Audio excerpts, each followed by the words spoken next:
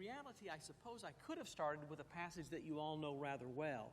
John chapter 3, verse 16, for God so loved the world that he gave his only begotten Son. The reason we need to revive our love for the lost is because God cares about lost folks.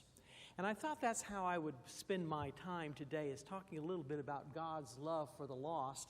And we're going to do that by looking at three parables of Jesus. I wrote a book on the parables, so whenever I get a chance to preach from the parables, I take advantage of that. So we're going to spend a little time looking at three of those wonderful parables that have to do with the lost. Our text begins in Luke chapter 15 and verse 1. Now all the tax collectors and the sinners were coming near to him to listen to him. Both the Pharisees and the scribes began to grumble, saying, "This man receives sinners and eats with them." Interestingly enough, the tax collectors and sinners are coming to Jesus. Now, if you're reading along in Matthew chapter 21, you may remember Jesus has just cleansed the temple, and they come to him and say, "Why? Who gave you the authority to do that?" And he says, "Let me ask you a question. Was John's baptism from God or from man?" And they can't answer, because either way they lose. And then afterwards he says, "You know what? The tax collectors and the sinners," and then he'll go on and say, "the prostitutes came to John, and they listened to John, and they obeyed John. But you didn't." And he makes a big deal of that. So in our text, we've got these tax collectors and sinners. And sinners probably came in all shapes and sizes, any kind of sinner. And for a Pharisee, anybody who's not a Pharisee, they'd consider to be a sinner. But Pharisees and sinners are gathering around Jesus because they really want to hear him. They care about him. And it's interesting because the Pharisees and the scribes, by the way, the scribes, we get our word scribble from that word. Scribe, the Greek word, is a word that it means to write, because they copied the scriptures and they were supposed to know the scriptures and understand the scriptures, and they were the great teachers in the day. And so they're there and they're beginning to grumble. Just why is he eating with all of those folks? And so Jesus is going to tell three parables to illustrate the point, and interestingly enough, he's going to get them with the last parable. You got to really study all three parables to appreciate the third one, and that's what we're going to do this evening. We're going to work our way through all three of them. The first one we call the lost sheep. Here's the first parable. So he told them this parable, saying, "What man among you, if he has 100 sheep and has lost one of them, does not leave the 99 in open pasture and go after the one which was lost until he finds it?" And so he basically begins with this wonderful story about a man who has 100 sheep. And one of them gets lost, and so he'll leave the others in open pasture where they're pretty secure. My guess is he probably has a son, and his son's going to have to watch the sheep while he's off. And he goes hunting for that one lost sheep until he finds it. It has always amazed me that of all of the animals that God could choose to describe us, he uses sheep. Now, I don't know whether many of you have been around sheep or not. I grew up on a 1-acre farm. My folks had 1 acre, but on that 1 acre, we grew everything and had everything you can imagine. We had goats and sheep and pigs and a cow, and I had to get up early in the morning to milk that cow. I can remember it well, that 1 acre of land. But sheep aren't particularly bright. You know, if they're being attacked, they just sort of lay down. And that's why you always like to have some goats with your sheep, because goats are going to fight off those wild animals, but the sheep don't. And when they get lost, they just get more lost. It's not like Lassie. You know, Lassie gets lost in New Jersey and finds her way back to California, but that's not the case with sheep. They just get more lost. And I think there's a good reason he uses them. Because, you see, sheep need a shepherd. And we kind of need a shepherd. And so that's the point, I think. So he's lost one, and he goes until he finds it. And when he's found it, he lays it on his shoulders, rejoicing. You can just imagine he's put it up on his shoulders, and he's bringing that lost lamb, that lost sheep, back again to the fold. Here are a couple of pictures that really illustrate that. The one at the top on the left there is indeed a man with his sheep. The one down below is my favorite picture. It's one I took in Israel back, I think, maybe even in 1984, a long, long time ago. But it was really interesting to me because the man hopped on his donkey and he whistled, and the sheep just followed him. You know, we get sheep from point A to point B by kind of shooing them there or having a dog to chase them there. Not so in Israel even today. And so he's found his lost sheep, and he comes back so excited because he's found it. And when he comes home, he calls together his friends and his neighbors, saying to them, "Rejoice with me, for I have found my sheep which was lost." Did you notice the word lost there in the text? I have found my sheep which was lost. And then it's at that point that Jesus drives home the message. I tell you, in the same way, there'll be more joy in heaven over one sinner who repents than over 99 righteous persons who need no repentance. And that really is the point. Now, the point of the parable is pretty simple. It's straightforward. Just like the shepherd cares for his sheep, so God cares about lost folks. There are lost folks in the world around us, and God cares about them. He sent His Son to die for them. He cares about lost folks. And so it becomes so important. The second parable is very much like the first one.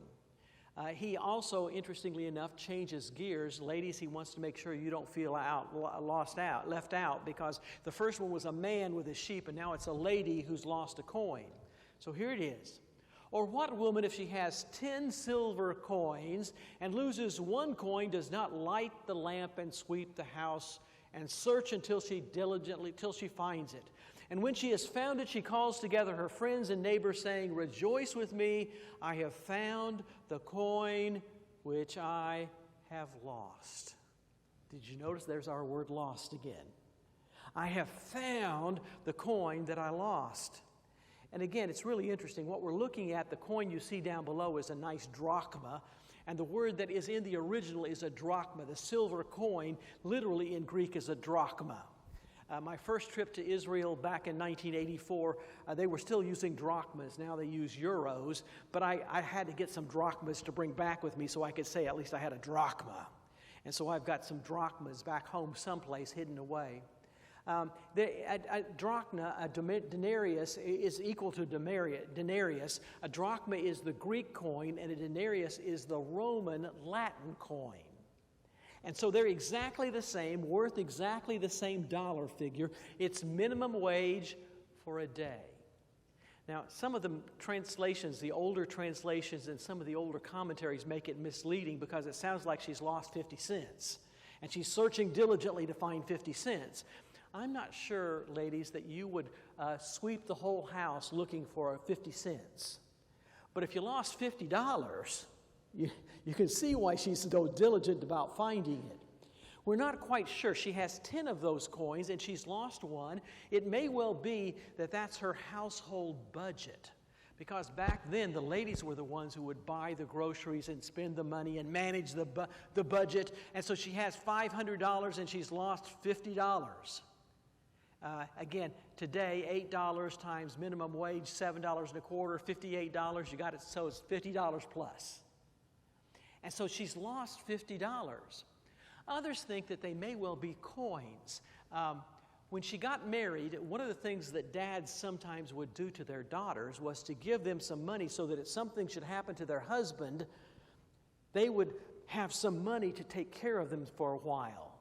And sometimes they would punch holes in those and weave them around their head and even wear them as a headband. And she may have lost one of those coins. If that's the case, the tradition was for every coin you lose, your husband's going to be unfaithful to you once. And so she didn't really want that. Whatever the case, though, she's lost $50. And she searches until she finds it. She sweeps the floor. Remember, these are houses. The typical house back then was about maybe 12 by 12. And you can just imagine sweeping and searching everywhere for that coin that was so valuable to her. In the same way, I tell you, notice Jesus uses the same kind of language. I tell you, there is joy in the presence of the angels of God over one sinner who repents. God cares about lost folks. And when a single sinner comes to faith and puts his faith in God, God rejoices. The angels rejoice. God rejoices. It's a wonderful time when a sinner comes to the Lord. And so today, our task is helping sinners come to the Lord, because we need to have that same kind of zeal. The next parable is the one we typically call the prodigal son. Now, you really need to sort of look up the word prodigal in a dictionary. If you look it up in a dictionary, the first definition is wasteful spendthrift. And that's basically the definition of a prodigal. He is someone who's wasteful, spends all he has, and ends up with nothing. But the second definition is one who leaves and returns. Guess where we got that definition? From the parable of Jesus. Isn't that amazing? Jesus' parable changes the English language. We've changed the meaning of a word because of a parable of Jesus. And so here's this wonderful story, this wonderful parable. And he said, a man had 2 sons, and the younger of them said to his father, Father, give me the share of the estate that falls to me. So he divided his wealth between them. And so basically he goes to Dad and says, Dad, I don't want to inherit that money when you die because I'll be too old to enjoy it. I want it now while I'm young so I can have a good time.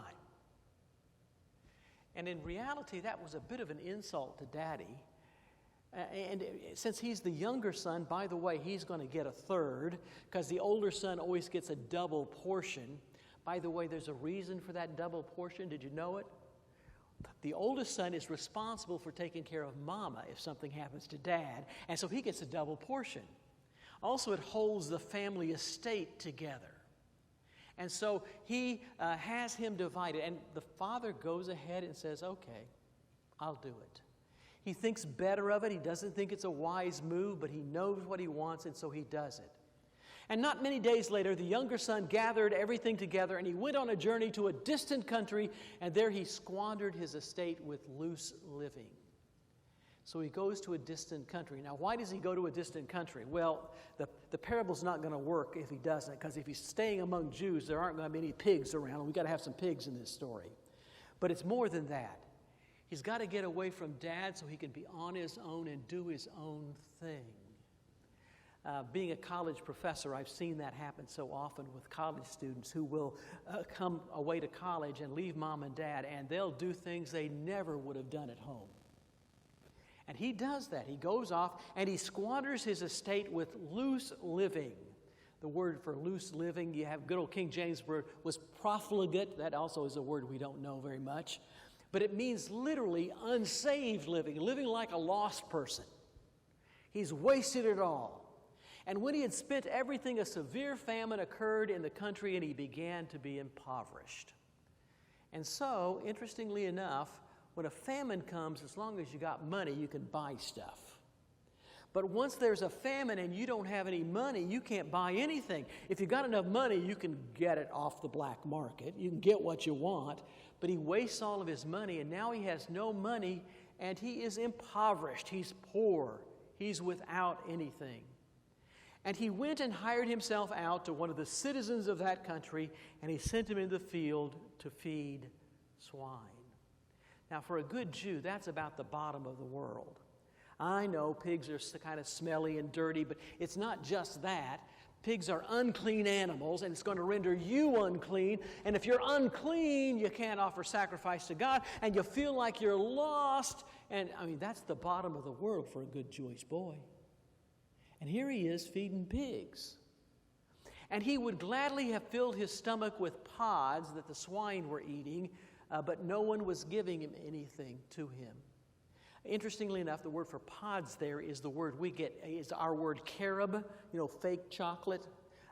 It's really like a long bean of sorts, and the pigs are going to pop it open and eat the beans out of the seeds out of the middle of it, and he's tempted to eat the stuff that the pigs have left behind. He's pretty desperate, but nobody's giving him anything to eat.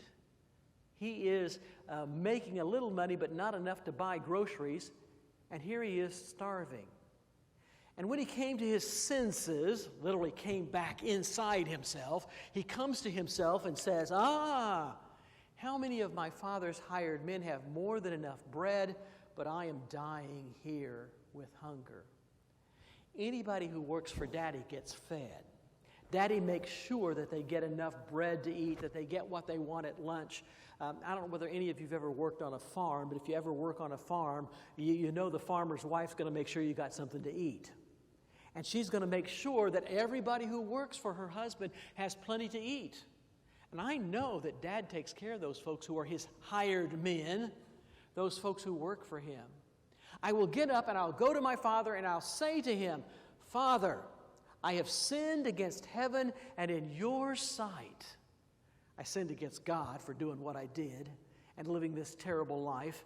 And I've sinned in your sight. I'm no longer worthy to be called your son. Make me as one of your hired men. Now, I think he's rehearsing his speech. See, he's going to have this speech, this set speech, so he can say the speech to his daddy when he gets there. And so he's worked on the speech very diligently. He's got the speech down. And when he gets there, he's going to use that speech, but he won't get to finish it. Look at what happens.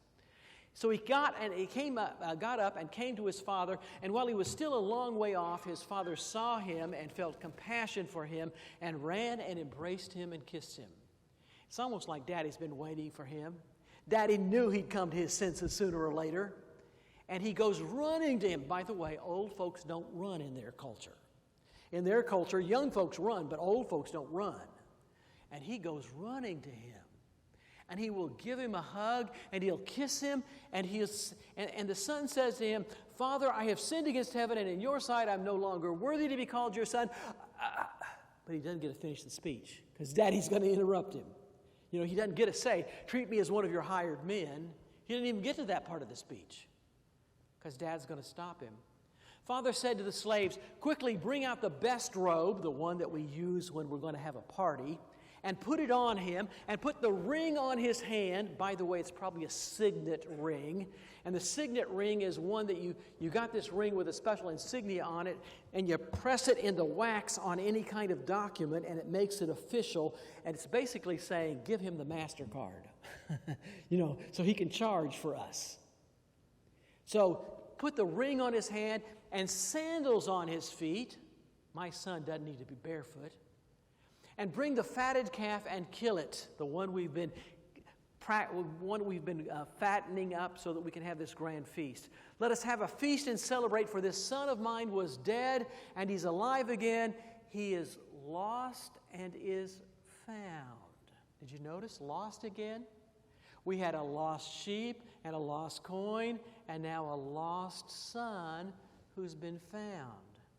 So they began to celebrate. It's a wonderful story. Now, if you had been listening to that story and you were Jesus' audience, I think you think he would say at this point, there'll be more joy in heaven over one sinner who repents than... But he doesn't do that. I think he did it on purpose. He had them hooked. You see, they thought they knew what was going to end. Right there, that's the end of the story. It makes story 1, story 2, and story 3 match exactly. Lost, found, lost, found, lost, found. Got it. And it is, God cares about the lost just like that daddy cares about his lost son. And then the story goes on, though. There is the second half of the story. You may remember the days of Paul Harvey. Some of you are old enough to remember Paul Harvey. He would always have the second half of the story, and he would always give you the rest of the story. And so it's very much that kind of thing. Now, his older son was in the field, and when he came and approached the house, he heard music and dancing. He's undoubtedly thinking, now, there's a party going on at home, and, if there's going to be a party, I ought to be the one throwing the party, and at the party, what in the world is going on? And he summoned one of the servants and began inquiring what these things could be. What is this? What in the world is going on? And he said to him, your brother has come, and your father has killed the fatted calf because he's received him back safe and sound. Your brother's back again. But he became angry and was unwilling to go in, and his father came out and began pleading with him. But he answered to his father, look, for For so many years I've been serving you, and I've never neglected a command of yours.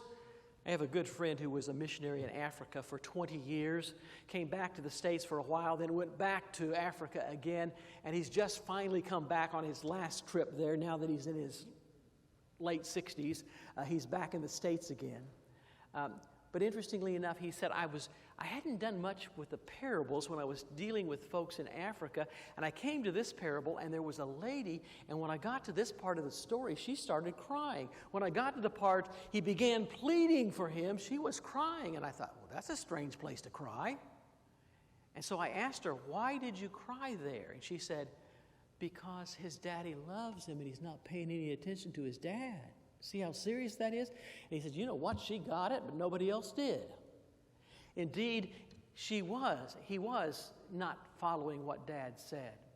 He said, you know, you've never given me a young goat so that I might celebrate with my friends, but this son of yours came who has devoured your wealth with prostitutes, and you killed the fatted calf for him.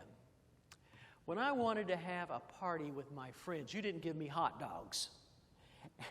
And this son of yours, notice it's this son of yours, not this brother of mine. It's kind of like what moms do when the son is misbehaving. He'll say to the dad, that son of yours, or maybe it's the other way around. The dad will say it to mom, that daughter of yours. He's basically not claiming his own brother. This son of yours came who has devoured your wealth with prostitutes. Now, how does he know his brother's been with prostitutes? There's nothing in the story about that. We may assume that's the case, and he may well have done that. We don't really know. We know he's been living that lost kind of life. But he assumes the worst of his brother. And you brought out the steaks for him. And he said to him, son, you've always been with me, and all that is mine is yours. Everything that's left is yours. It all belongs to you. But we had to celebrate and rejoice. This brother of yours was dead, and he's begun to live. He was lost, and he's been found. Do you notice again, lost and found? It's pretty simple, isn't it? Here's the parable. God cares about the lost, just like the Father cares about his Son. But the second part of it is so striking. It is, and so should you. And so should you. You ought to care about your lost brother. So basically, Jesus, why are you eating with those tax collectors and sinners? It is because God cares about the lost, and you ought to too. You ought to care about lost folks. Those lost folks ought to mean something to you. I think Jesus had a parable that sort of hit his audience everywhere. You see, if you're hearing these parables and you're one of the tax collectors and sinners who are there, you're hearing the parable and saying, God cares about me. God loves me. God cares about me. But if you're the Pharisees and scribes, you should be hearing the parable and saying, so we ought to care about those folks too, hadn't we? Do you see how striking the parable is? And it does answer the question, how do we renew our love for the lost? We renew our love for the lost by remembering that God cares about them, and we ought to care about them too. As much as God cares about them, we should care about them. We want them to know the truth and to come to appreciate the truth. I ran across this wonderful coloring book, a comic book, for a book that's really for children called The Other Brother. And I thought I'd share it with you because I just think it's so cute. I collect books, by the way. When we moved from Tennessee to here in Parkersburg, the folks who were moving us said, you have 2.5 tons of books. You realize that? And I said, no, I didn't know that. And since then, I probably have another 0.5 ton of books, but because I keep collecting more books every year. I buy lots and lots of books. But this is one that I found, which is a book designed for children, and it's called The Other Brother. And here's how it goes. There was a man who had 2 sons, his only sons, his pride and joy. He hoped one day they'd run the farm and keep the animals safe from harm. Notice it's a poem as well. The first son's name was Malachi, hard-working boy, though kind of shy. He was the best to rope and ride. He liked to stand by his pop's side. The second son was Benjamin. He was tall and kind of thin, and he loved to spend his time fishing, dreaming dreams, and always wishing. Ben said to Pops, "I need some money. I need to go where it's sunny." And he packed his things and waved goodbye to dear Pops and Malachi. And there he is going off on his journey away. Ben spent his cash on a big boat and went to sea, his boat to float.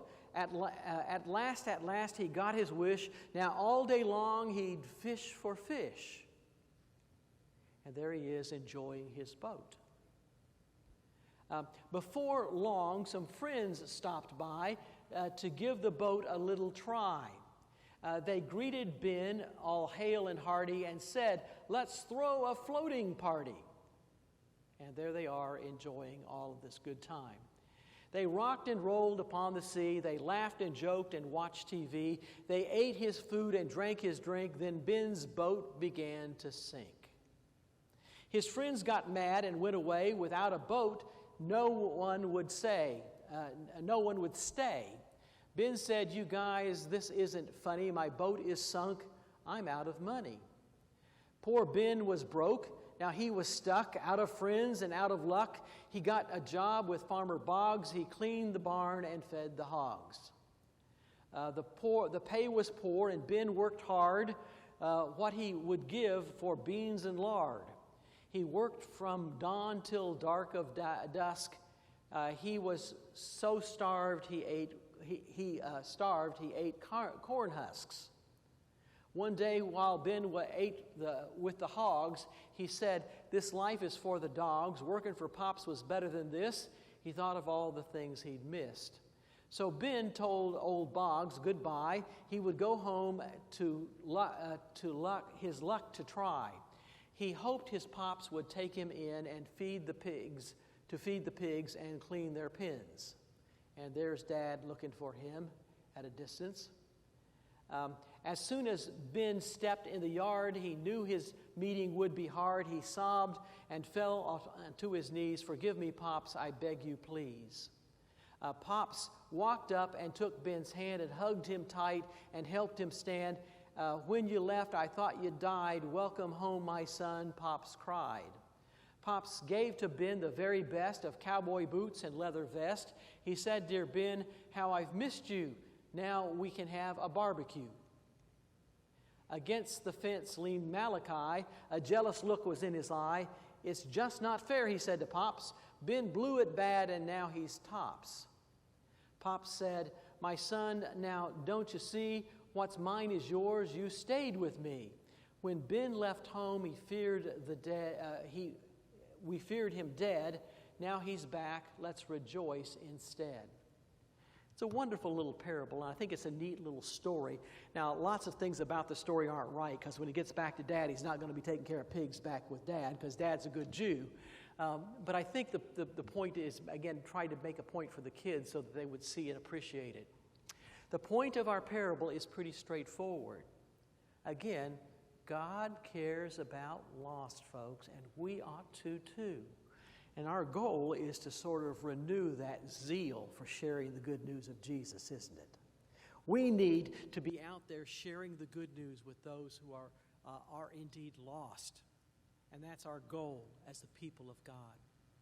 We're going to sing a song as an invitation song, and it may well be that some of you need to respond. Maybe you've come to appreciate the kind of God we serve, a God who loves you, and you need to respond to be buried in baptism and begin a walk with Him. Perhaps there are others who need prayers, and again, we'd be happy to assist you in doing that as well. If you need to come, we'd bid you to do that as we stand and as we